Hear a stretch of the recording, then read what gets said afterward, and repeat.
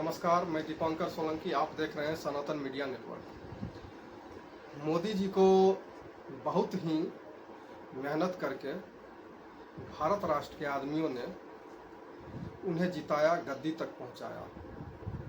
और जीतने के पहले उनके बहुत सारे बात थे जिससे आदमी इम्प्रेसिव हुए और उन्हें मतदान किया और वो प्रधानमंत्री पद की कुर्सी तक पहुंचे, जिसमें भारत को मजबूत करने के लिए कदम उठाना शामिल था। जिससे राष्ट्र मजबूत हो, उसके लिए आदमी ने उन्हें वोट किया था। लेकिन 2014 से लेकर आज 2025 है। मोदी जी बताइए, आपके राज्य में कितने आतंकवादी फांसी के फंदे पर झूले, कितने जासूस जो भारत के गद्दार थे वो फांसी के फंदे तक पहुंच पाए। मैं इसीलिए पूछ रहा हूं। चलिए, कांग्रेस के राज में तो बिरयानी खिलाया जाता था आतंकवादी को और उससे जासूस नहीं पकड़ में आता था। कांग्रेस के द्वारा वो जासूस को नहीं पकड़ पाते थे, आतंकवादी को नहीं पकड़ पाते थे। चलिए, उनकी गलती को हम लोगों ने देखा और आपको लाया। लेकिन आपकी इंटेलिजेंस एजेंसी जब आतंकवादी को पकड़ रही है, जासूस को पकड़ रही है, तो फिर आपकी सिस्टम उसे फांसी क्यों नहीं दिलवा रही है? आपकी सिस्टम आखिर 11 साल से तो आप सरकार में हैं। 14, 10, 24, 25, 11 साल से आप सरकार में हैं। आखिर भारत मजबूत क्यों नहीं हो रहा है? घर घर जासूस क्यों पैदा हो रहे हैं? आदमी लोभ के चलते क्यों जासूस बन जा रहे हैं? आज भी विशाल यादव नाम का एक जासूस पकड़ाया है। राजस्थान में जब कांग्रेस की शासन थी, वहाँ के एक मंत्री थे, उनका पीए जासूस में पकड़ाया था। ज्योति मल्होत्रा पकड़ाई थी। लगभग ऑपरेशन सिंदूर से लेकर अभी तक 20 जासूस भारत में पकड़े गए हैं, उससे अधिक ही। लेकिन किन्हीं को फांसी क्यों नहीं हुई? ईरान और इजराइल युद्ध के समय ईरान ने एक इजरायली जासूस को पकड़ा, जिसे 48 घंटा के अंदर फांसी पर लटका दिया सरेआम। आपको भी तो मोदी जी आदमी ने वोट देकर इसीलिए न जिताया कि भारत मजबूत हो, भारत के खिलाफ कोई गद्देदारी नहीं कर सके। तो फिर आपके राज में अभी तक कितने आतंकवादी को फांसी हुई है, आप बताइए। अजमल कसाब, जिन्हें प्रणब मुखर्जी दा ने फांसी की सज़ा सुनाई थी राष्ट्रपति पद पर रहते हुए, आप जब से शासन में हैं मोदी जी, कितने आतंकवादी को आपने फांसी दिया, कितने जासूस को आपने फांसी पर लटकवाया? आप संविधान संशोधन कर सकते हैं। आप मेजोरिटी में थे, आपको भारत की जनता ने संपूर्ण बहुमत दिया था।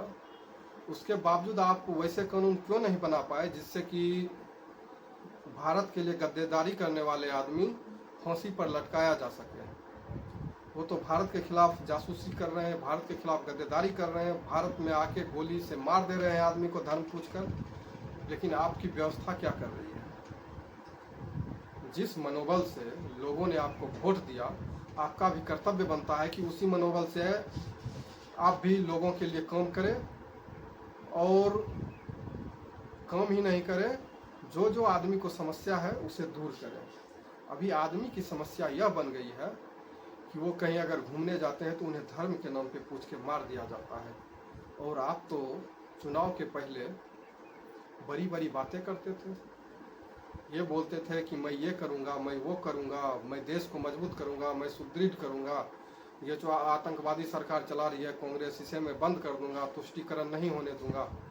आप भी तो तुष्टीकरण ही कर रहे हैं। बिहार आए थे, सिवान में, वहाँ आप क्या कर रहे थे? तुष्टीकरण ही चल रहा था आपका। आप वर्तमान रॉलेट एक्ट को मजबूत करने के लिए तो कानून बनाते हैं। आप समझ ही गए होंगे कि वर्तमान रॉलेट एक्ट कौन सा एक्ट है, अभी चल रहा है पूरे भारत में। उसके लिए तो आप कानून बना देते हैं, लेकिन वैसा कानून आप क्यों नहीं बना पाते हैं जिससे कि भारत में जासूस को फांसी हो या आतंकवादी को फांसी हो चंद महीनों के भीतर? आखिर उनका केस 10-10 साल, 20-20 साल, 25-25 साल क्यों चलते रहता है? ईरान से आप सीख लीजिए। ईरान में 48 घंटा के अंदर अगर फांसी पे लटकाया जा सकता है देश के गद्दार को, तो फिर भारत के गद्दार को 48 घंटा के अंदर छोड़िए, 48 महीने में भी क्यों नहीं फांसी होती है। आपको सरकार में मैंने बैठाया है इसीलिए कि आप कानून बना सके, कानून के तहत ही कीजिए। यहाँ के गद्दार को महंगे महंगे वकील तुरंत क्यों मिल जाते हैं और कैसे मिल जाते हैं? क्या आपने कभी जांच करवाया कि उन महंगे वकील को फीस कौन दे रहा है, उनकी फीस को कैसे आ रही है, किस देश के द्वारा उसकी फीस जमा हो रही है, या उन जासूसों का, गद्दारों का फीस कौन जमा करता है? क्या वकील को फीस देने वाले उस संगठन पे आप कार्रवाई करते हैं कि उस संगठन को रुपया कहाँ से आ रहा है? आप खुलेआम फ्री छोड़े हुए हैं, न जासूसों के लिए कोई कानून, न गद्दारों के लिए कोई कानून।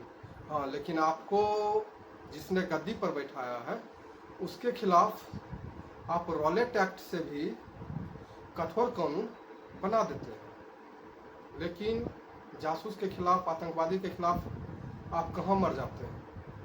आखिर जासूस के खिलाफ धारा बनाने के लिए, कानून में परिवर्तन करने के लिए आपको किसने रोका है? आपको किसी ने तो नहीं रोका है। तो फिर आप क्यों नहीं वैसी कठोर धारा लागू करते हैं जिससे कि जासूस को और गद्देदारों को 2 महीने के अंदर फांसी पर पहुंचा दिया जाए? उसके लिए आपको समय नहीं है, लेकिन रॉलेट एक्ट के लिए आपके पास बहुत ही ज़्यादा समय है। जैसे कि भारत कैसे कमज़ोर हो उसके लिए आपके पास तो समय है, लेकिन भारत कैसे मजबूत हो वैसे संविधान संशोधन करने के लिए आपके पास समय नहीं है। जबकि आप जीत करके आए और आप पे लोग विश्वास करता है इसीलिए कि आप भारत को मजबूत करें, लेकिन वैसे कानून तो आप तुरंत लागू कर देते हैं, तुरंत ला देते हैं जिससे कि भारत कमज़ोर हो, लेकिन वैसे कानून आप नहीं लाते हैं जिससे कि भारत मजबूत हो। चलिए, आप कानून नहीं बनाते हैं, आपके पास सत्ता है, आपके पास मशीनरी है, आप सब कुछ कर सकते हैं। आखिर आतंकवादी को जेल में ही क्यों नहीं ठिकाना लगा दिया जाता है? एक उत्तर प्रदेश के मुख्यमंत्री, कोई अपराधी था जिसे जेल में ही निपटा दिया गया, तो उसी तर्ज पे भारत के आतंकवादी को जेल में ही क्यों नहीं निपटा दिया जाता है? दीजिए, जो आतंकवादी का बीपी हाई है उसको और बीपी हाई का दवाई देते जाइए, साले खुद मर जाएंगे। जिस आतंकवादी का बीपी लो है, जिस जासूस का बीपी लो है, उसे और बीपी लो का दवाई देते जाइए, साले खुद मर जाएंगे। और तो और भारत में तो HIV एड्स के बहुत सारे मरीज हैं, उनको जिस इंजेक्शन देते हैं वही नीडल से दे दीजिए उस आतंकवादी को इंजेक्शन, साले खुद मर जाएंगे। बहुत सारे रास्ते हैं, बहुत सारे उपाय हैं, और आपके साथ तो अमित शाह जी हैं, वो तो इन सब में पारंगत हासिल किए हुए हैं। तो फिर भारत को मजबूत करने के लिए हमारे गृह मंत्री अमित शाह जी और प्रधानमंत्री नरेंद्र मोदी जी कोई कठोर कानून भी नहीं बना रहे हैं, न ही कोई कठोर रास्ता निकाल रहे हैं बगल का, जो बगल से ही कम हो जाए तो कानून के दरवाजे तक पहुंचने का कोई मतलब नहीं रहेगा। लेकिन आतंकवादी पकड़ाते हैं, जासूस पकड़ाते हैं, हमारी इंटेलिजेंस एजेंसी पुलिस काम करके देती है, लेकिन आपके इस घटिया कानून के चलते वो बार बार बच जाते हैं। अगर कोई जासूस बनता है तो स्वाभाविक रूप से वो सभी सबूतों को मिटाते हुए आगे बढ़ता है, तो उसके खिलाफ सबूत मिलेगा ही नहीं, और जब सबूत नहीं मिलेगा तो उसे भारत की न्याय व्यवस्था में सजा मिलेगी ही नहीं। और कपिल सिब्बल, प्रशांत भूषण जैसे महंगे वकील इन लोगों के पक्ष में रहते हैं, इन लोगों का केस लड़ने के लिए हर हमेशा खड़े रहते हैं, तब तो इन लोगों को सजा तो दूर की बात है, ये लोग बाइज्जत बरी होने में भी इन लोगों को देरी नहीं लगता है। विचार कीजिए मोदी जी, आपको भारत के आदमी ने भारत में बहुत ही मेहनत करके आपको गद्दी तक बैठाया है, उस गद्दी का उपयोग आप भारत को मजबूत करने के लिए कीजिए। भारत एक खंडहर होता हुआ देश बनते जा रहा है, आज नहीं तो कल। अगर इसी रेशियो से देश चलता रहा तो 20 से 25-30 साल के अंदर भारत फिर एक बार अपने बंटवारे के लायक स्थिति में पहुंच चुका होगा। इसीलिए बड़ी आशा से आपको मोदी जी ने, लोगों ने जिताया है। आप कठोर कानून बनाइए, भारत के गद्देदारों को सजा दीजिए, जिससे हमारी भारत मजबूत हो और 25-30 साल के जगह 100 साल तक हम लोग भारत में अच्छे से रह सकें। ऐसा नहीं हो